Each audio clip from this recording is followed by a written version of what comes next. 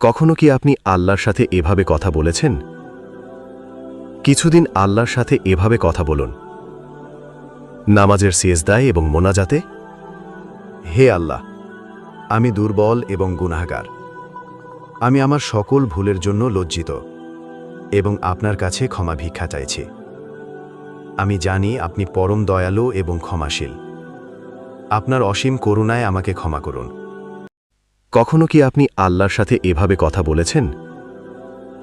কিছুদিন আল্লাহর সাথে এভাবে কথা বলুন, নামাজের সিজদায় এবং মোনাজাতে। হে আল্লাহ, আমি দুর্বল এবং গুনাহগার। আমি আমার সকল ভুলের জন্য লজ্জিত এবং আপনার কাছে ক্ষমা ভিক্ষা চাইছি।